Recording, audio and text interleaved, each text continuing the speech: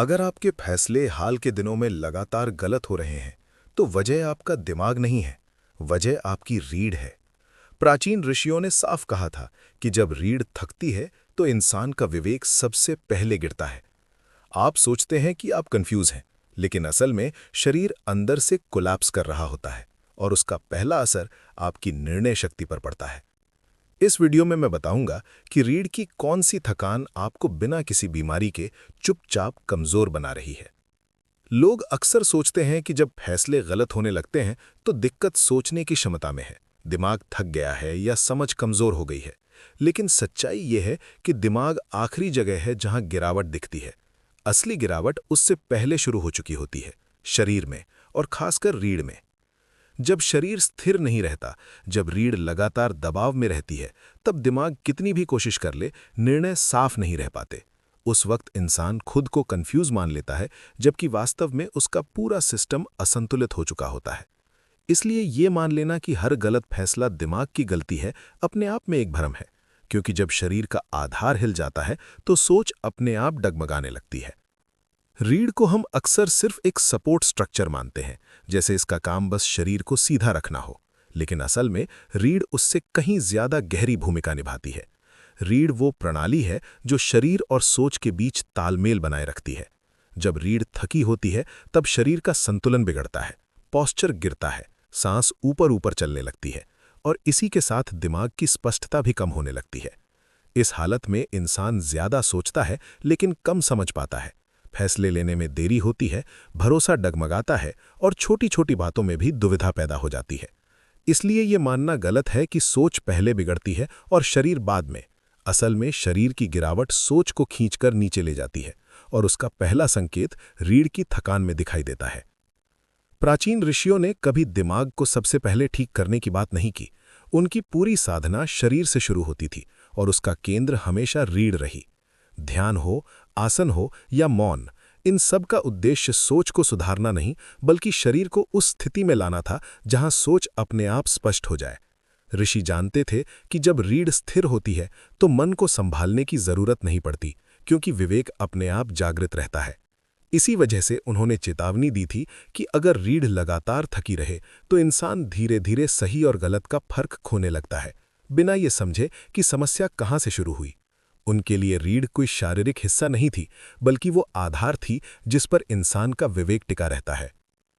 आज की जिंदगी में रीढ़ किसी बड़ी चोट से नहीं टूट रही, वो रोज रोज की छोटी आदतों से धीरे धीरे थक रही है। घंटों बैठे रहना, वो भी ऐसे कि सिर हमेशा आगे झुका रहे, शरीर को उस स्थिति में फंसा देता है जहां रीढ़ को लगातार खिंचाव सहना पड़ता है। इसके साथ ही जब इंसान अपनी भावनाएं दबाकर जीने लगता है, बिना उन्हें बाहर आने दिए, तो वही दबाव शरीर में उतरने लगता है और सबसे पहले रीढ़ पर असर डालता है।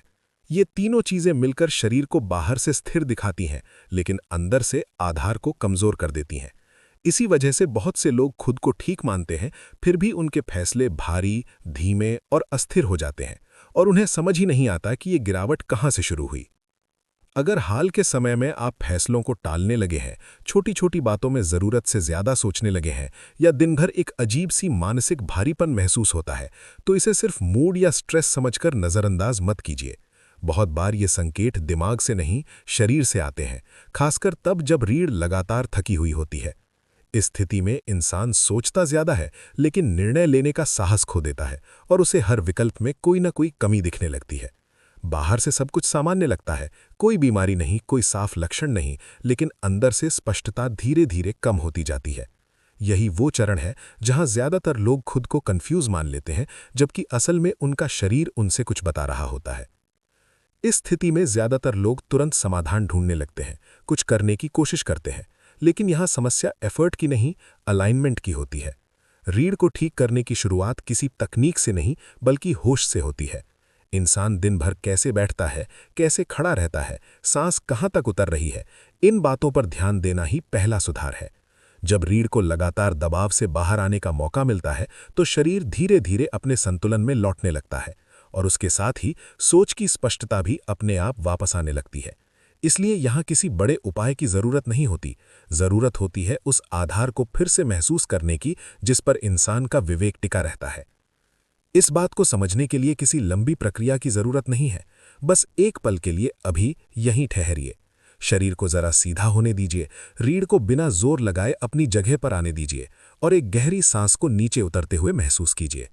इस छोटे से क्षण में आप देख पाएंगे कि सोच का शोर थोड़ा कम हो जाता है और भीतर की स्पष्टता अपने आप उभरने लगती है। यही अनुभव संकेत देता है कि जब आधार स्थिर होता है तो दिमाग को संभालने की जरूरत नहीं पड़ती, क्योंकि निर्णय शक्ति खुद ही संतुलन में आने लगती है।